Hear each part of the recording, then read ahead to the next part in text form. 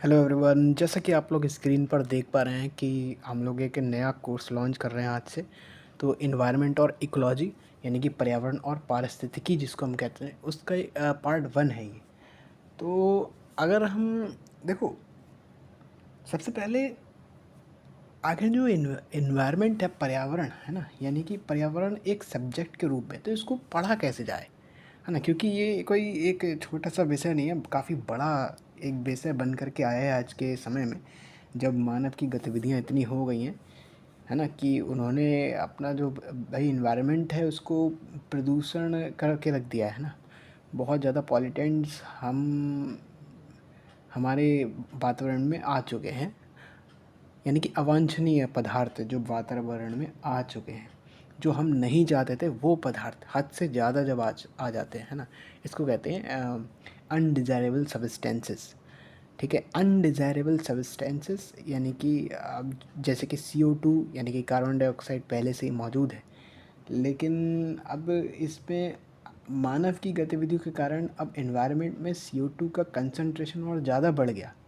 ठीक है, अब ये जो है आगे जाके दिक्कत कर देगा, यानी कि वो एनवायरनमेंट को हानि पहुंचा सकता है। ठीक है, पहुंचाएगा, पहुंचा नहीं सकता है। तो इस प्रकार से इसलिए हमें इस विषय के रूप में इसको पढ़ना है। और इन्वायरमेंट और इकोलॉजी से बहुत ज़्यादा देखा जाए तो कंपटीशन लेवल पर क्वेश्चन पूछे जाते हैं। ठीक है, बहुत ज़्यादा, और यहाँ से क्वेश्चन बनते हैं, ये बात तो है।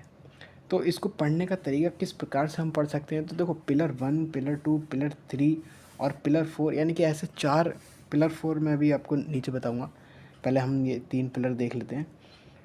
और देखिए, इसको पढ़ने का सबसे आसान तरीका है कि इस सब्जेक्ट को बांट देना, और वही हम लोग कर रहे हैं सबसे पहले। तो अगर हम पिलर 1 में जो जो हमें पढ़ना होगा इस पूरे कोर्स के अंदर, ठीक है, तो हम लोग क्या पढ़ेंगे, जैसे कि इसमें आप देख सकते हैं, जो इस पर सब्जेक्ट रिलेटेड जो भी हमारे इम्पोर्टेंट कॉन्सेप्ट्स रहेंगे। ठीक है, और ख़ास कर से कॉन्सेप्ट्स और टर्मिनोलॉजीज़ जो भी हमारी रहेंगी, ख़ास तौर पे अगर देखा जाए तो इस पिलर के अंदर थोड़ा सा साइंस, है ना, थोड़ा सा साइंस और बायोलॉजी का कॉम्बिनेशन हमें देखने को मिलेगा। ठीक है, जैसे आप देखोगे, हम लोग ज़्यादातर हमने देखा होगा जैसे फूड चेन, है ना। अब फूड चेन तो देखा जाए तो एक प्रकार से बायोलॉजी का टॉपिक है, खाद्य श्रृंखला इसको हिंदी में कहते हैं। तो फूड चेन, इसमें हम लोग ये सब चीज़ों को पढ़ेंगे। इसके बाद देखिए, साइंस का मैं एक एग्जांपल, ये सब एग्जांपल बता रहा हूँ, अभी हम लोग पढ़ नहीं रहे हैं, सिर्फ हम ये देख रहे हैं कि इस विषय को पढ़ा कैसे जाए। ठीक है, अभी साइंस के अंदर मैं आपको एक एग्जांपल बताता हूँ साइंस के लेवल का। तो जैसे कि हम लोग इसमें पढ़ते हैं नाइट्रोजन साइकिल, है ना, नाइट्रोजन साइकिल। अब जैसे ये सब चीज़ें, ठीक है, तो हमें ये सब पढ़ना होता है इस पिलर के अंदर। और भी इसमें काफ़ी और भी ज़्यादा चीज़ें आ जाती है, जैसे कि आप देख सकते हो, इसमें हम लोग डिकम्पोजिजर्स पढ़ सकते हैं, डिकम्पोजर्स, है ना, डिकम्पोजर्स, या है ना, जो परजीवी वगैरह होते हैं उनकी स्टडी करते हैं। ठीक है, इसके बाद बहुत सारे ऑक्सीजन साइकिल, ये सब इसके बारे में हमें साइकिल खासकर हम लोग को पढ़ना होता है इसमें, है ना, चक्रीय जो चीज़ें होती हैं, और फूड चेन, खाद्य श्रृंखला इससे रिलेटेड, और इसमें और भी हम टॉपिक पढ़ रहे हैं, बट एग्जांपल के लिए भी इतना ही समझ लेते हैं। अच्छा, अब जब फूड चेन में हम देखते हैं कि भाई हमारे जो एनिमल्स हैं वो बहुत ज़्यादा इम्पोर्टेंट है, अभी इन एनिमल्स को फिर हमें बचाना भी पड़ेगा, क्योंकि जब हम देख लेंगे कि इस धरती पर सभी जीव जंतु, सभी स्पीशीज़, फ्लोरा फौना का जो है इम्पॉर्टेंट रोल है, सभी अपना अपना इम्पॉर्टेंट रोल निभा रहे हैं। अगर किसी वजह से इन पर कोई हानि आ जाती है ना, इन फ्लोरा फौना पर, तो भाई इनका कंजर्वेशन हमें करना होगा। तो हम दूसरे पिलर में हम लोग वही पढ़ते हैं। दूसरे पिलर में हम लोग को पढ़ना होता है ना, प्रोटेक्टेड एरिया नेटवर्क। क्या पढ़ना होता है? Protected area network. Protected area networks में जैसे बहुत सारी चीज़ें आ जाती हैं, यानी कि इसको हम लोग हिंदी में कह सकते हैं संरक्षित क्षेत्र, है ना। भाई फ्लोरा फौना के लिए संरक्षित क्षेत्र आवश्यक होते हैं। तो इसमें जैसे संरक्षित के क्षेत्र कौन कौन से हैं जहाँ हम फ्लोरा फौना का कंजर्वेशन कर सकते हैं, जैसे कि नेशनल पार्क हो गए, हमारे नेशनल पार्क्स हो गए, है ना, और बायोस्फीयर रिज़र्व हो गया। अभी हम लोग आगे डिटेल में पढ़ेंगे आखिर ये सब है क्या चीज़, ठीक है। बस हम लोग देख रहे हैं कि हमें किस प्रकार से जाना है इस सब्जेक्ट के अंदर। इसके बाद इसमें देखिए और भी एग्जाम्पल हम देख सकते हैं, पढ़ेंगे, जैसे वाइल्ड लाइफ सेंचुरी,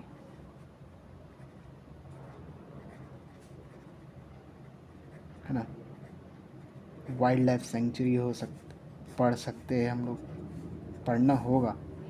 इसके बाद हम लोग इसमें और भी चीज़ें, जैसे कि देखिए एलिफेंट रिजर्व एक एग्जाम्पल ले लेते हैं।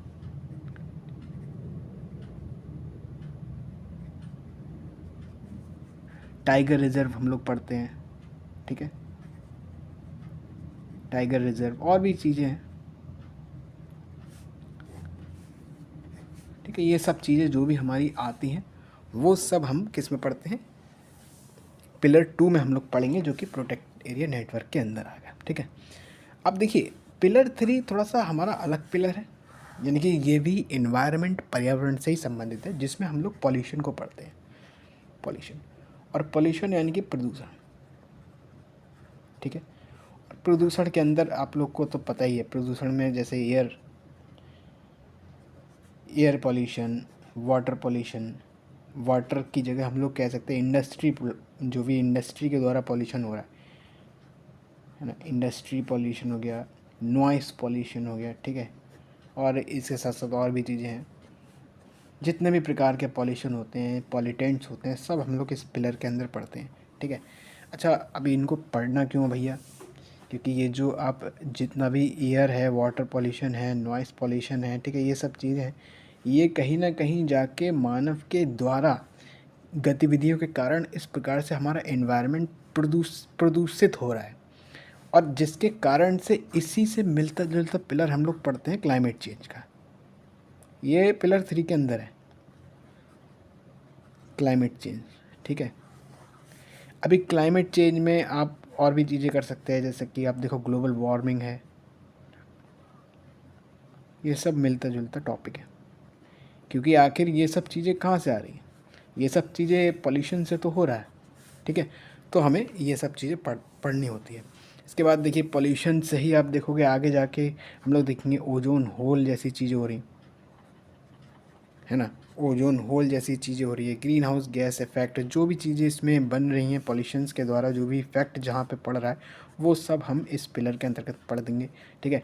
और ये देखिए क्लाइमेट चेंज से रिलेटेड अगर कोई आपका इंस्टीट्यूशन है ना, इंस्टीट्यूशंस, अगर कोई इंस्टीट्यूशंस है, कोई एक्ट है, कोई, है ना, आप देखोगे तो किसी भी प्रकार से हम क्लाइमेट चेंज को रोकने के लिए और हम लोग क्या क्या प्रयास कर रहे हैं, कौन से कन्वेंशंस कर रहे हैं ना, कन्वेंशंस, तो ये सब हमें पढ़ना होगा। क्लाइमेट चेंज से ही नहीं भाई, ओजोन होल की जो एक प्रॉब्लम है, इससे रिलेटेड जो भी हमारे कन्वेक्शंस हैं उसको भी हमें देखना होगा। इसी ये पिलर 3 से रिलेटेड एक टॉपिक हम लोग मान सकते हैं, इससे रिलेटेड अलग एक शाखा ब्रांच निकली हुई है, इसको भी हमें इन्वायरमेंट एंड इकोलॉजी के अंदर पढ़ना पड़ता है। अब इसमें लास्ट पिलर जो है हम लोग कह सकते हैं पिलर 4, जिसमें हम लोग मिसलिनियस टॉपिक्स जो हमारे रह जाते हैं वो हम पढ़ते हैं, है ना। जैसे कि आप देखिए, जैसे कि एग्रीकल्चर से संबंधित हम लोग इसमें टॉपिक्स पढ़ते हैं, एग्रीकल्चर रिलेटेड जो भी हमारी चीज़ें रहेंगी, जैसे आप देखिए बायो फर्टिलाइज़र वगैरह हो गया, ठीक है, बायो फर्टिलाइज़र हो गया।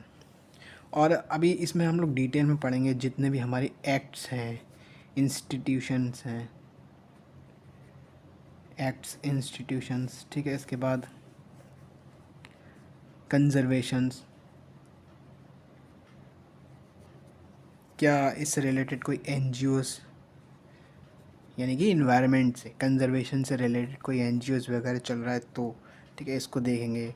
इसमें हम लोग देखेंगे हम लोग इन्वायरमेंट असेसमेंट रिपोर्ट एक प्रकार से निकलती है है ना, हर साल, तो इसको भी हम लोग, इस टॉपिक को भी देखेंगे। और लास्ट में देखो इसमें एक और एग्जांपल हम ले सकते हैं जो हमारा कोस्टल रेगुलेशन जोन होता है ना, कोस्टल रेगुलेशन,